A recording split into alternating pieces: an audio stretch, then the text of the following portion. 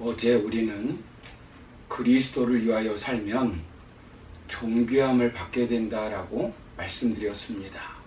모세를 생각해 보십시오. 모세는 노예로 태어났습니다. 비천한 신분입니다. 왕실에서 살다가 살인을 하여 도망자 신세가 되었습니다. 처가살이를 하였습니다. 그런데 그는 민족 지도자로 존귀하게 쓰임받았습니다. 지금까지도 수많은 사람들에게 존귀한 자로 대접을 받고 있습니다. 그 비결이 무엇이겠습니까? 히브리서 11장 26절을 보시면 그 비결을 아주 단순하게 말씀하고 있습니다. 히브리서 11장 26절을 보시면 그리스도를 위하여 받는 수모를 애굽의 모든 보화보다 더 큰 재물로 여겼으니 이는 상주심을 바라봄이라 라고 말씀합니다. 모세는 바로의 공주의 아들로서 애굽의 궁전에서 풍요롭고 권력을 가지고 얼마든지 살 수 있었습니다. 그러나 모세는 그리스도를 위하여 그 모든 명예, 권력, 유혹을 물리치고 고난을 선택했습니다. 그리스도를 위한 삶은 고난을 외면하는 삶이 아니라는 것입니다.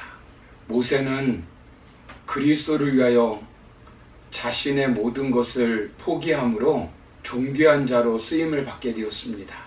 어제 우리는 존귀한 인생을 살려면 먼저 우리는 날마다 그리스도를 위하여 사는 삶을 살아야 한다라고 말씀드렸습니다. 오늘 두 번째로 살펴볼 것은 그리스도를 위하여 고난을 기쁘게 받아들이는 삶을 살아야 합니다. 빌립보서 1장 29절을 보시면 그리스도를 위하여 너희에게 은혜를 주신 것은 다만 그를 믿을 뿐 아니라 또한 그를 위하여 고난도 받게 하려 하심이라 라고 말씀합니다. 그리스도를 위하는 길, 그리스도를 위하는 일은 고난도 받게 된다는 것입니다. 그런데 오늘날 최대의 위기 가운데 하나는 그리스도를 위하여 고난을 받으려고 하지 않는다는 것입니다. 즉 그리스도를 위하여 고난받기를 싫어한다는 것입니다.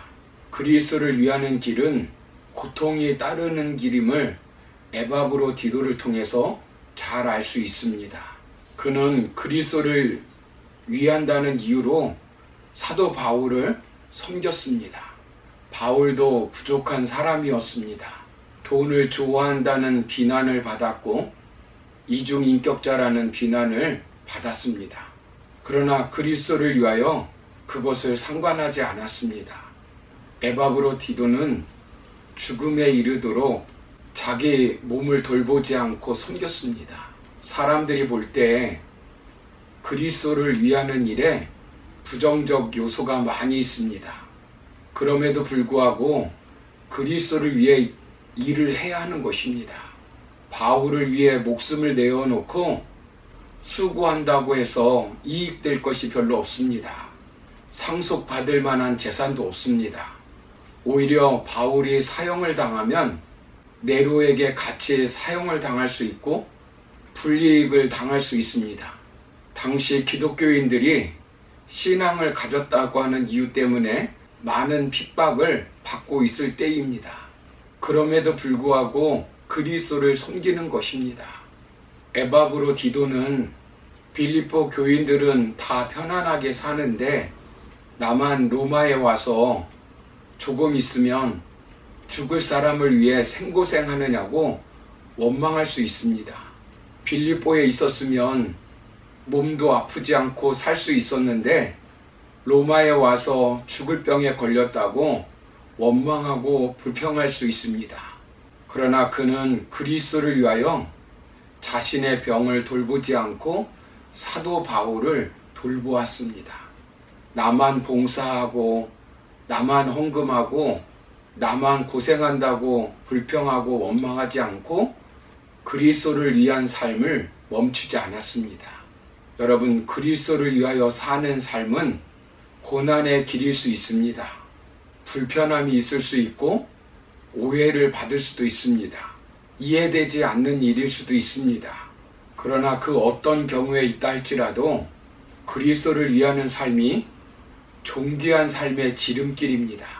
어떻게 살던 짧은 인생 한평생 살다 가는 것입니다.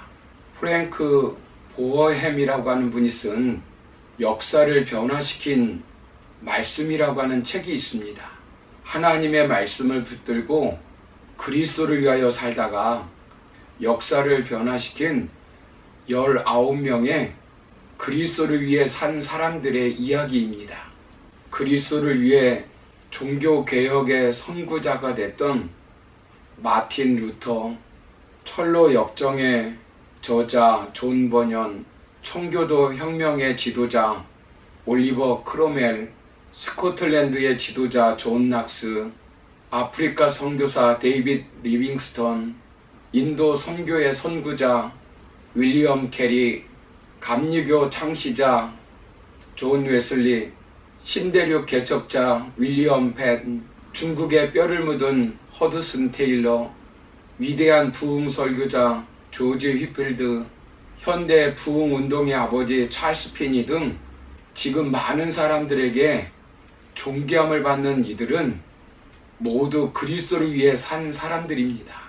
이 책에 보면 리빙스턴 선교사 이야기가 나옵니다. 아프리카 원주민의 복음화와 발견되지 않은 아프리카 탐험, 악한 노예 매매를 폐지하는 일에 일평생을 바친 사람입니다. 아프리카 선교를 하다 처음 모국에 방문하여 글래스고 대학에서 명예 박사 학위를 받았을 때의 이야기라고 합니다. 그는 열대의 태양에 장기간 노출된 탓에 여의고 초췌한 모습이었다고 합니다. 사자에게 물어뜯긴 왼쪽 팔은 힘없이 매달려 있었다고 합니다. 그는 연설을 하면서 나는 아무런 주저함 없이 기쁘게 돌아갈 것입니다 라고 말했다고 합니다. 그 땅은 사랑하는 아내가 죽은 땅입니다. 아내가 죽을 때 바오밤 나무 밑에 묻었을 때 얼마나 슬펐던지 내 인생에서 처음으로 죽고 싶은 마음이었습니다 라고 말할 정도였다고 합니다. 그런데도 그곳에 가서 힘이 다할 때까지 그리스도를 위해서 헌신하다가 천국에 갔습니다. 그는 이렇게 말합니다. 언어도 이해하지 못하고 나에 대해 무슨 생각을 가지고 있는지 전혀 알 수 없고 이따금씩은 지극히 절대적인 사람들 속에서 지나온 여러 해를 마치 유배 생활을 하듯 살았습니다. 이런 가운데 나를 붙들어준 유일한 힘이 무엇인지 알고 싶으세요? 그것은 바로 볼지어다 내가 세상 끝날까지 너희와 함께 있으리라 하신 이 성경 말씀이었습니다. 그 약속의 말씀 하나에 나는 나의 모든 것을 걸었습니다. 그리고 그 말씀은 나를 실망시킨 적이 없었습니다. 사랑하는 성도 여러분, 그리스도를 위하는 길은 고통이 따르는 길입니다. 그럼에도 불구하고 이 땅에서 가장 복된 삶은 그리스도를 위하여 사는 삶입니다. 여러분은 지금 누구를 위해서 살고 있습니까? 여러분은 지금 무엇을 위해서 살고 있습니까? 여러분은 앞으로 무엇을 위해서 살겠습니까? 그리스도를 위하여 그리스도의 일을 하면서 살지 않겠습니까?